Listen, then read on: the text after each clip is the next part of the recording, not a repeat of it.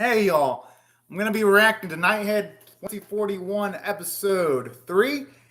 I'll be watching it from Crunchyroll's website, and I'll be starting my reaction in 1-0, go!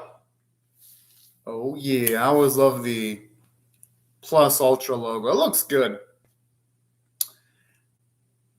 As far as CG animation goes, shit, the CG they use for the vehicles looks pretty good.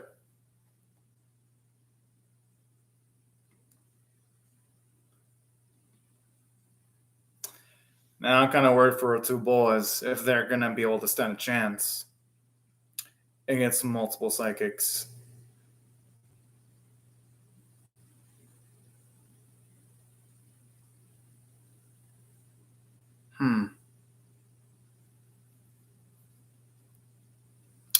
Oh, my parents seemed kind of sweet.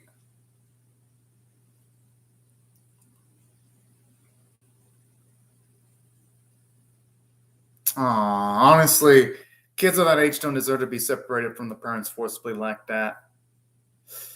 But then again,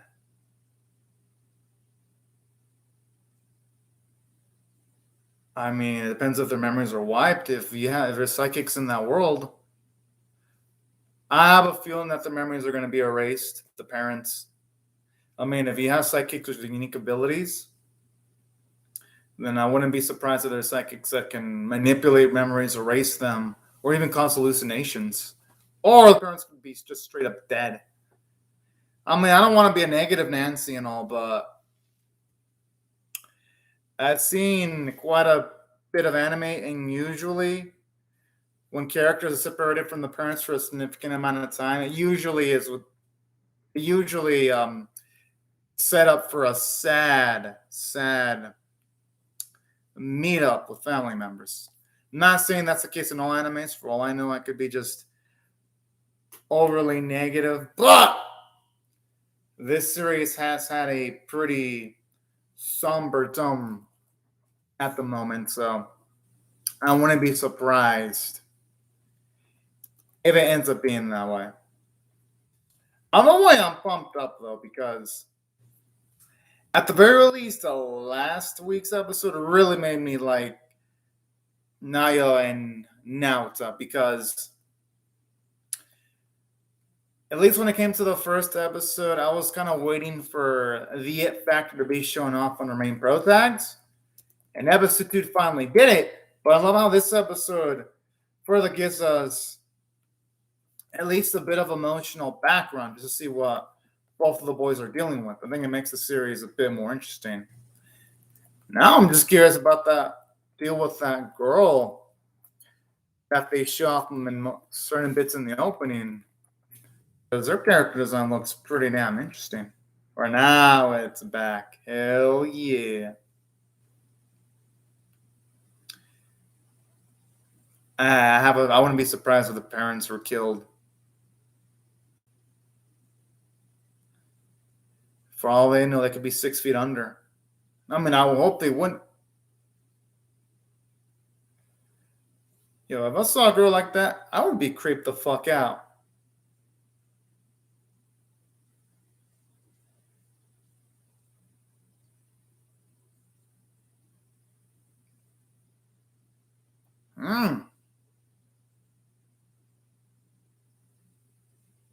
Okay, that's pretty creepy there. But then again, I mean, they don't have much to go off of, so I could see why they'd be inclined to doing that.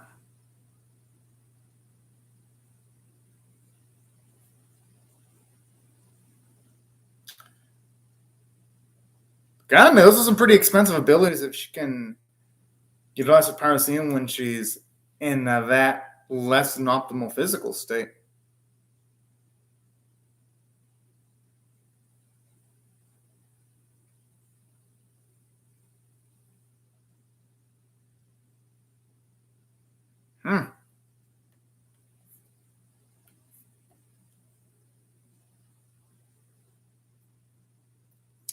I gotta admit, something I gotta compliment on this too. When you have computer monitors, it also looks pretty good visually as far as CG stuff. Oh man, that looks nasty. Just something about needles being inserted in someone. I can never get comfortable with it. No matter how many years I age, I just can't.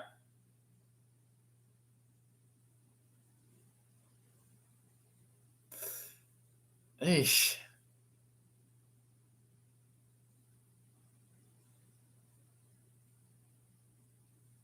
Okay, Miguel doesn't look like he has much left to live going by the citizen. Whoa. It's making me wonder if that girl even actually caused her own death because that looks way too elaborate to have been something she'd have done on her own. I'm just saying. I mean, yeah, I guess I could be wrong, but that's just what I'm currently guessing.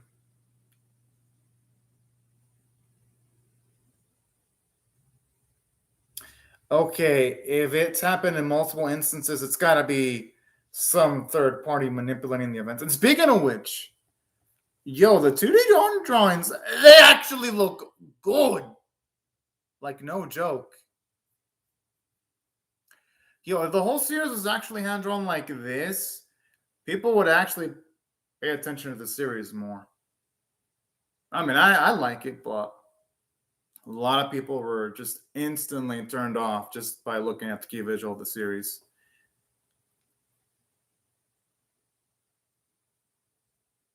Has to be a psychic. That's gonna be my guess because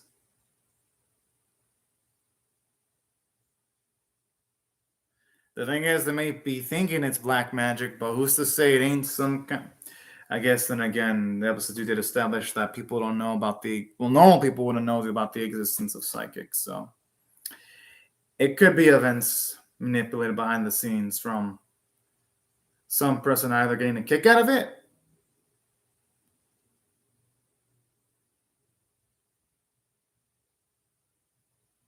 Hmm.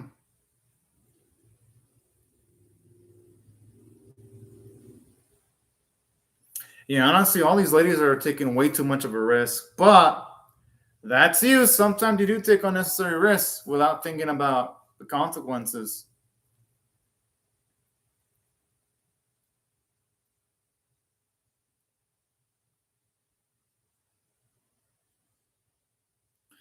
No, seriously, the CGI for the vehicle actually looks pretty nice.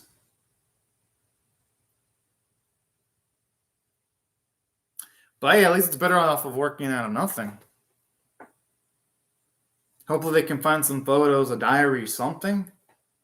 Even a diary would be helpful because if they can find something like a diary, at the very least, they can get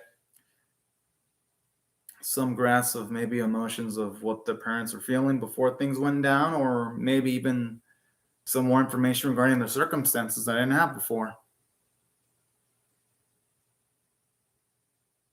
Ooh.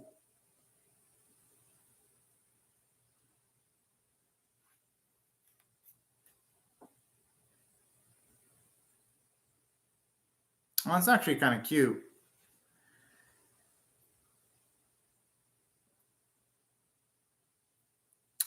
Oh,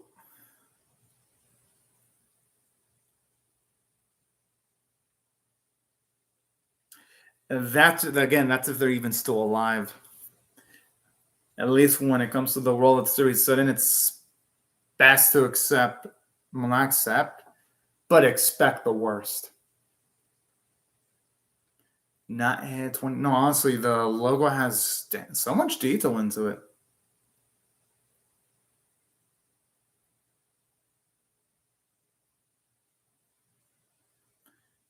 Yo, as long as it feels like shit's about to go down. And I mean that in a good way.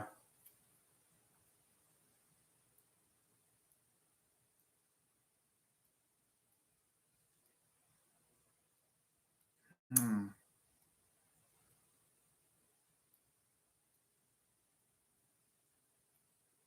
Well, they have no choice but. Oh, okay. I was asking. They had no choice but to believe that.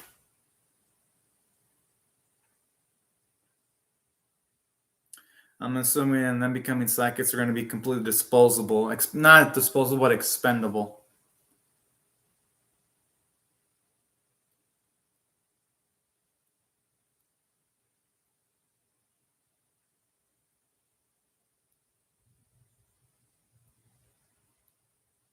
Hmm.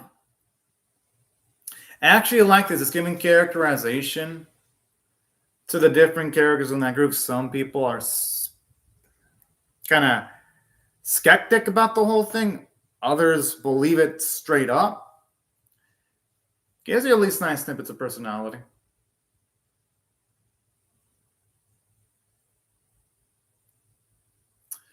Oh boy! I can't wait to see where this is going to go.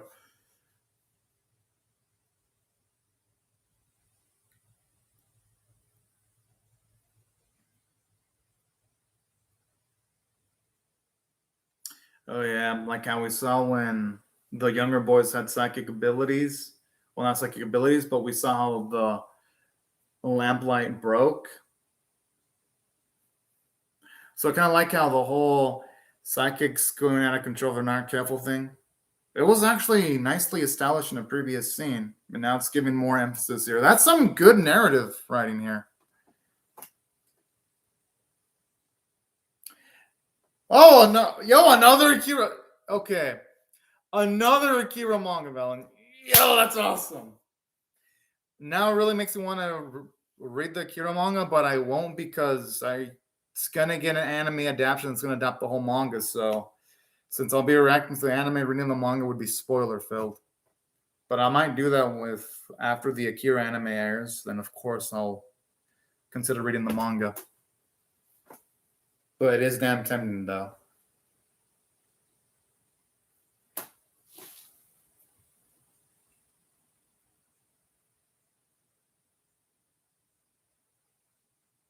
Hmm. I'm sure it's more than just that though.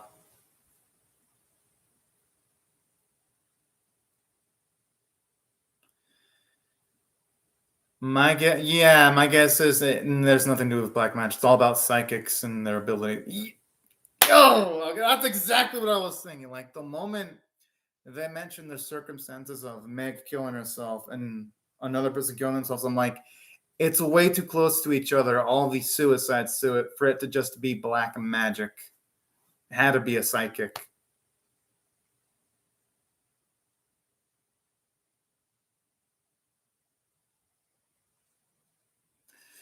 Oh boy.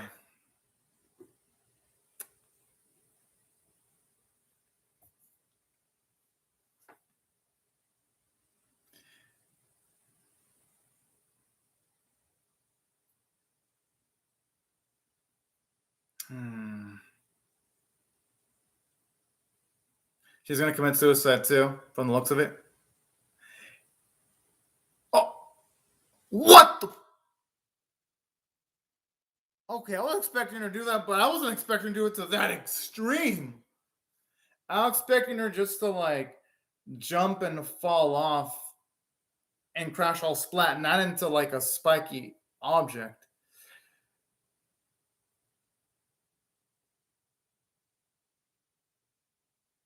I mean, the best option is going to be to restrain him. Okay, good. She did exactly what I was thinking.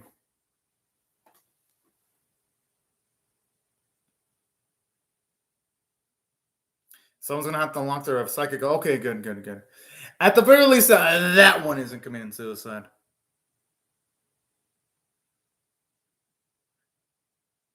Oh!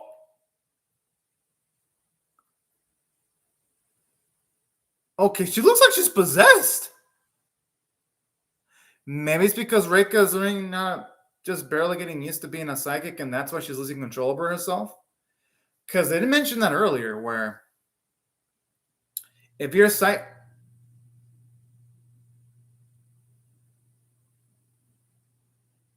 it's probably because they're working as psychics, they can't control themselves.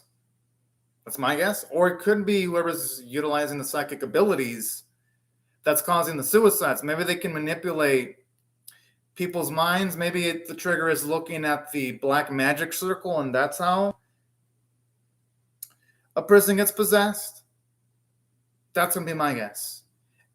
It could be maybe visual stimuli based. But yo, overall, I wasn't expecting like the.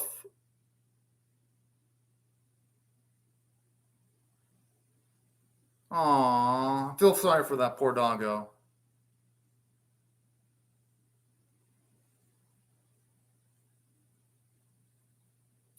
I gotta admit, the CG for Noya's facial expressions look really damn great. No, seriously, this is definitely higher budgeted than some of the CG anime I've seen, like Soma Spider. So what? This is definitely higher budgeted than that and X Arm by all degrees.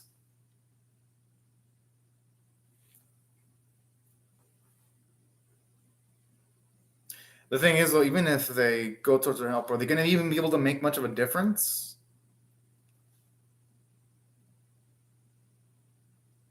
Yeah, that's what I was thinking too. Because I was really thinking it was going to be them maybe losing control over themselves, but then I was like, no, because oh, yo, Takeo's hardcore. Oh shit! Did he just hit his own ally?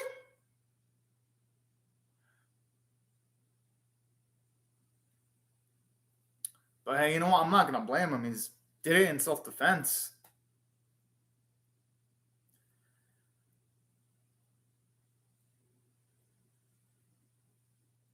I mean, if only it was that. If only it was black magic, it would only be a singular issue.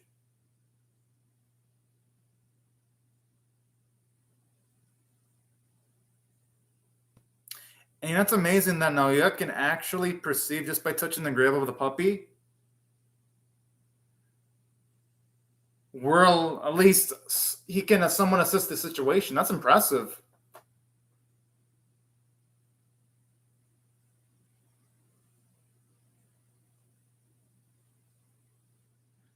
Wait. I mean, it's making me wonder if maybe there's potential possibility of a psychic also operating their abilities from beyond the grave. Maybe it could be like JoJo, where even like animals can utilize abilities. I don't know. Maybe the puppy could be the psychic because it's still a lot of hatred.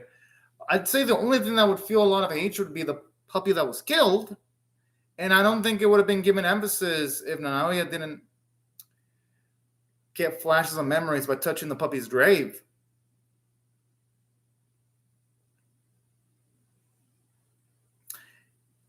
Yeah, you know, it might be that. Yeah, it looks like the girl's possessed. Is that a taser? Oh, that is some damn good timing from Nyota there.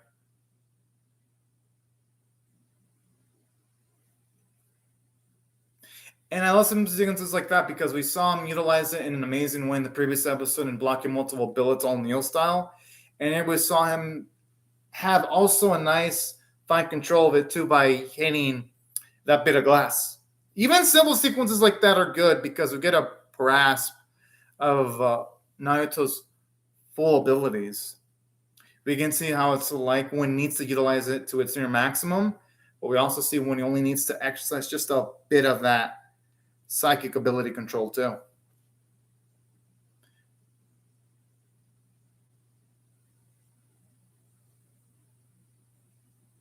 Hmm. Maybe he was the owner of the puppy.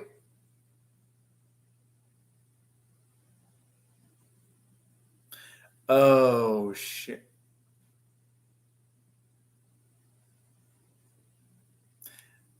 The thing is, though, he's in way too much of. Exactly. It's a shame they don't have any abilities of doing memory transfers. But even if they did, I don't think the mother would change her stance. She looks really protective. Yo, the plot's thickening.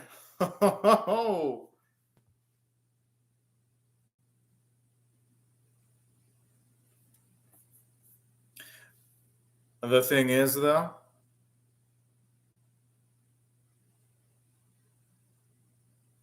even if they don't do anything, the SWE are gonna harm him.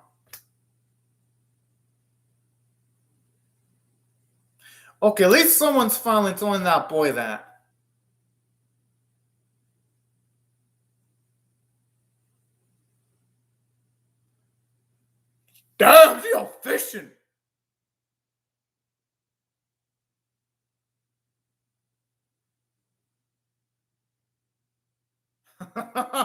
Damn, my boy doesn't fuck around. Okay, that was some epic shit. They really think those guns are gonna do jack shit. It'll just block the bullets. And it's not like Takia is a psychic onto the level to the same level of whoa, hold the fuck up.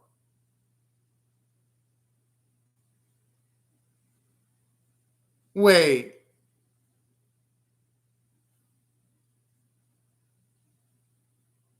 Whoa, what the fuck? What do they have the same memories? Unless they're people from like alternate dimensions or some crazy wall thing like that.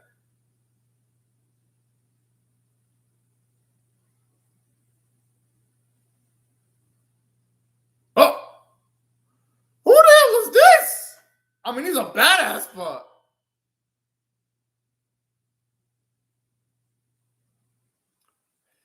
all right, that was fucking cool. And saying that though, it does make you wonder though. I think it made for some bad.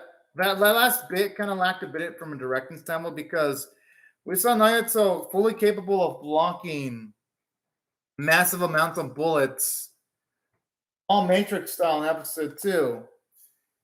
In this episode, we see that they kind of stupefy Naruto because it's like this guy knows he's dealing with the SWE. He knows that they're savages. Why didn't he just have his guard up and use his psychic abilities to push back Takia and Yuya?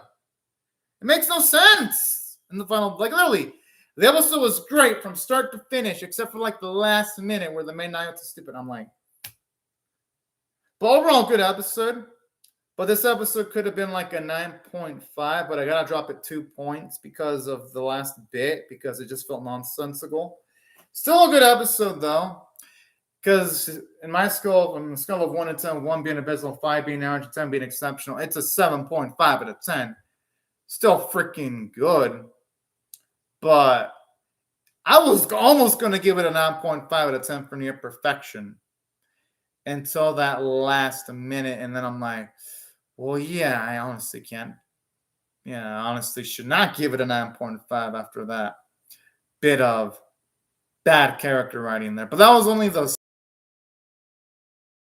Everything else was good.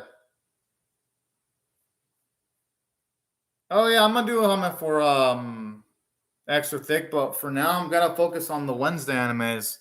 Then tomorrow it's the Thursday anime, and then Hamafura. So yeah, I'm just catching up schedule-wise to the animes that are airing because for the ones that already aired on different days, I know they're not going to get views because I'm late by a week. So I'll handle those once I handle the Thursday anime first tomorrow, then Hamafura next, extra thick.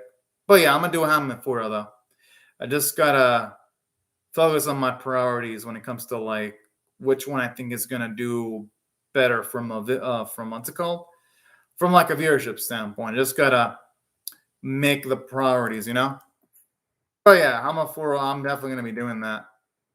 It's just a matter of when at this point. But yeah, even though that was that small bit in the episode I didn't like, I liked almost everything there is about the episode from a character standpoint. Because for one, it's nice actually seeing the tension that Takuya has with the beautiful lady in this episode. And aside from that, I like its realistic portrayal of teenagers because sometimes they do crazy shit sometimes, like utilize black magic. And it makes sense that there'd be a set group of kids that wouldn't just follow the government regulations. I think it makes it realistic because not everything in life is going to be orderly, even if you want it to be orderly. That's why I actually liked a bit of the scripting in the episode. And plus, something else that was also really darn nice about this episode, too. You actually get to see more stuff about Naruto because, again, in episode 1, it emphasized that he wanted to ignore someone in trouble. In episode 2, he wanted to ignore someone in trouble. but he didn't because he's such a good person. And this episode emphasized it again when he prevented that girl from committing suicide. And I love stuff like that. I think it makes him into a much more detailed character than he already was. And aside from the mostly good character running, except for the last bit of the episode, the animation quality was good as far as CG standards go. It looked pristine. The facial expressions looked good for a CG anime, surprisingly. I'm actually shocked. I'm like, yo, I'm used to my CG animes looking like pieces of crap. But no. Biggest miracle was that it actually surpassed my expectations. So I gotta give credit where credit's due. I thought the music was all utilized too. The voice performances are great.